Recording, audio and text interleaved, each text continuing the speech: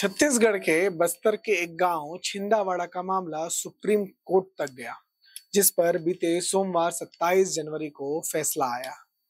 यह मामला ईसाई व्यक्ति सुभाष बघेल के शव दफन को लेकर था, जिसे लेकर लगभग 3 सप्ताह तक गांव में विवाद की स्थिति बनी रही।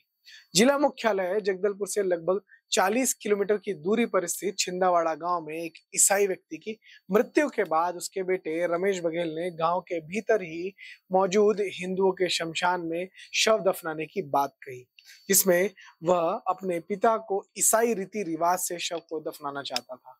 रमेश बघेल के पिता सुभाष बघेल गांव में ईसाई पादरी के रूप में कार्य करते थे, जिनकी मृत्यु 7 जनवरी 2025 को हुई थी। हिंदुओं के शमशान में दफनाने की बात सामने आने पर गांव के हिंदुओं में रोष जागा। ग्रामीणों ने इसका विरोध किया। ग्रामीणों का कहना था कि चूंकि मृतक ने ईसाई रिलीजन अपना लिया है और उसका कफन दफन ईसाई रीति रिवाज से होना है, इसलिए गांव के हिंदू शमशान में इसकी अनुमति नहीं दी जाएगी। गांव वालों से जब अनुमति नहीं मिली तो मृतक ईसाई पादरी के बेटे रमेश बघेल ने पहले प्रशासन और फिर हाई कोर्ट में शव दफनाने को लेकर याचिका लगाई। हाई कोर्ट ने इसे खारिज कर दिया, लेकिन हिंदुओं के शमशान में शव दफनाने की जिद ऐसी थी कि रमेश बघेल ने सुप्रीम कोर्ट में भी याचिका लगा ली और अंततः सर्वोच्च न्यायालय के आदेश के बाद सोमवार देर रात छिंदावाड़ा गांव से तकरीबन 20 से 25 किलोमीटर की दूरी पर स्थित करकापाल ईसाई कब्रिस्तान में ही शव दफन किया गया। गांव वाले भी यही कह रहे थे कि वो ईसाई कब्रिस्तान में शव का दफन करें। इस पूरे मामले को लेकर द नैरेटिव की टीम ने जब ग्राउंड पर रिपोर्टिंग की, ग्राउंड पर पहुंची, तब स्थितियां, परिस्थितियां और कुछ तथ्य बिल्कुल ही अलग दिखाई दिए। बस्तर के उसी छिंदावाड़ा गांव में जहां ईसाई व्यक्ति के शव दफन को लेकर 3 सप्ताह तक विवाद चला और मामला सुप्रीम कोर्ट तक गया, वहां जाकर द नैरेटिव की टीम ने ग्राउंड रिपोर्ट तैयार की। इस ग्राउंड रिपोर्ट के लिए हमने गांव के जनजातीय ग्रामीणों, महारा समाज के ग्रामीण, ईसाई पक्ष के याचिकाकर्ता, कुछ पुलिस अधिकारियों, सामाजिक कार्यकर्ताओं और जनप्रतिनिधियों एवं वकीलों से भी बात की। देखिए बस्तर से ग्राउंड रिपोर्ट का यह पहला पार्ट, जिसमें आपको बेहद दिलचस्प और ऐसी जानकारी सामने आएगी, ऐसी जानकारी मिलेगी जो इस पूरे घटना को लेकर अभी तक किसी भी मीडिया समूह ने या किसी भी व्यक्ति ने आप तक नहीं पहुंचाई है। देखिए पूरी ग्राउंड रिपोर्ट।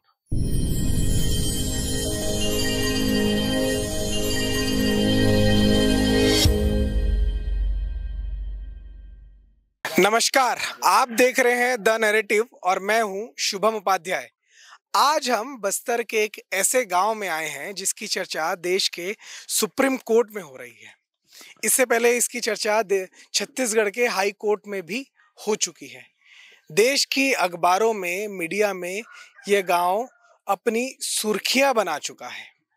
लेकिन किस विषय को लेकर, पूरा मामला क्या है? दरअसल इस गांव में एक ईसाई परिवार है जो इसी गांव में अपने पिता के शव को, अपने परिवार के मृतक व्यक्ति के शव को दफनाना चाहता है।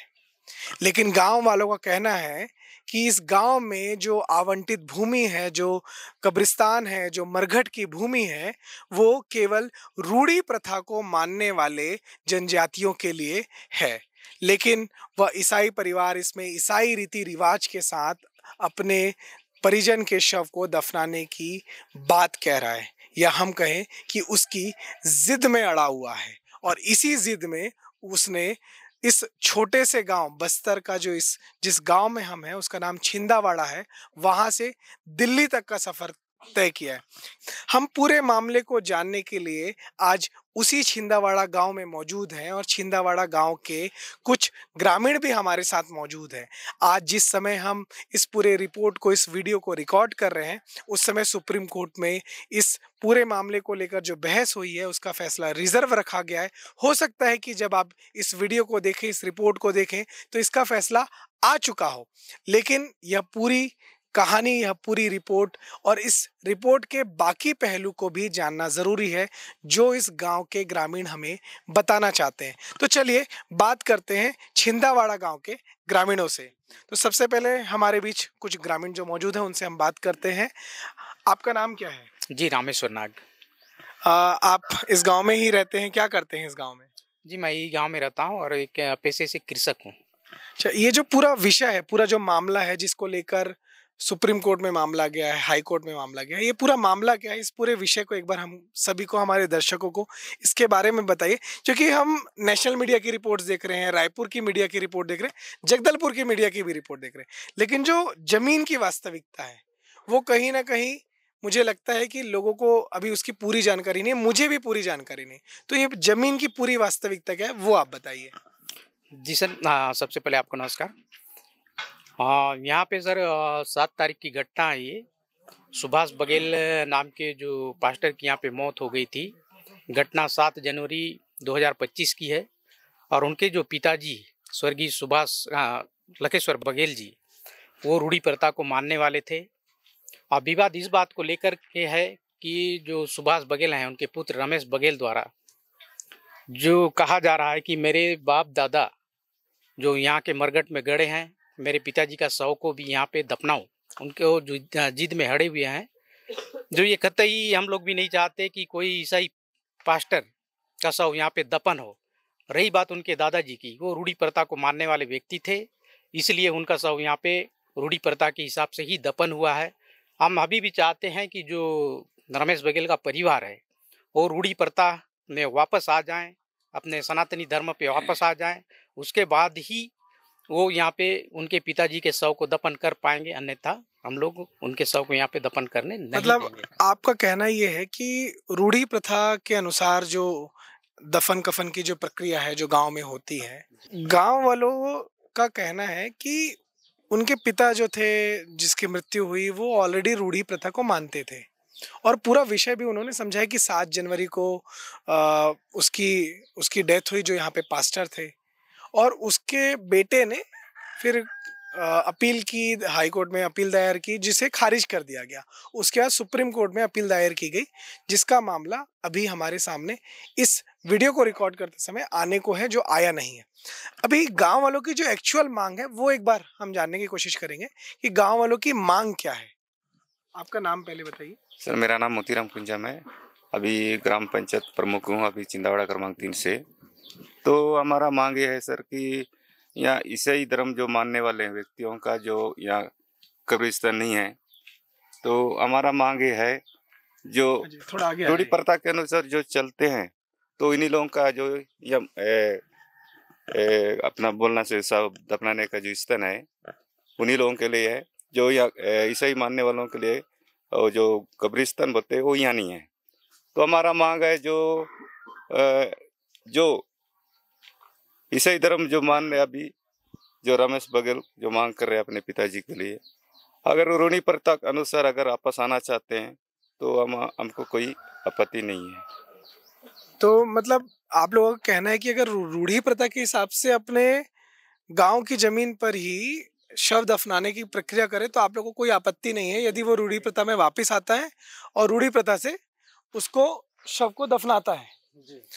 लेकिन एक बात सामने आई, कुछ मीडिया में भी मैंने सुना, कुछ सुप्रीम कोर्ट की भी जो टिप्पणी आई, उसमें यह कहना है कि जहां पर मृतक के दादा परदादा बाप दादा दफन हुए वो उसी जगह पे शव को दफनाना चाहता है। उसको लेकर आप लोग क्या कहते हैं कि जहाँ पे बाप दादा को दफनाए वहां पर उसको दफनाने की अनुमति आप लोग क्यों नहीं दे रहे हो? क्या चाहते हैं आप लोग? सर, दादा परदादा उनके जो रूढ़ी प्रथा को मानते थे और वो रूढ़ी प्रथा को मानते थे, और जो मृत्यु जो सुभाष बघेल जो है, जो पादरी है वो अभी जो धर्म को अपनाए है ईसाई धर्म को, तो वो मृत्यु हो गया, उनको हम नहीं यहाँ दफनाने इसीलिए नहीं दे रहे हैं कि क्योंकि उनके दादा परदादा रूढ़ी प्रथा को मानते थे, इसीलिए उनको हम यहाँ दफनाने देते थे।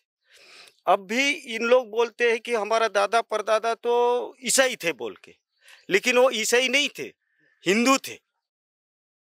तो अभी हम उनको यहाँ दफनाने इसलिए नहीं दे रहे कि वो लोग ईसाई धर्म को अभी अपनाए हैं। मतलब आपका कहना है कि जिनकी मृत्यु हुई जी, जो पास्टर थे जी, उनके बाप दादा उनके दादा परदादा के शव को यहीं दफनाया गया, लेकिन वो लोग रूढ़ी प्रथा को मानते थे।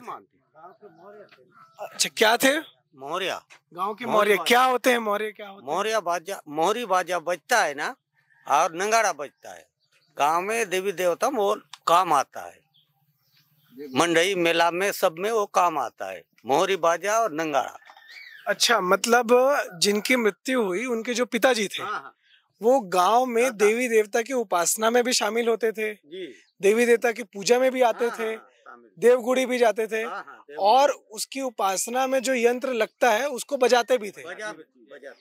लेकिन उनके बेटे ने अपना धर्म छोड़कर ईसाई धर्म अपनाया और उन्हीं की मृत्यु हुई है और उनके ही शव को दफनाने के विषय को लेकर पूरा मामला चल रहा है। यही है मामला।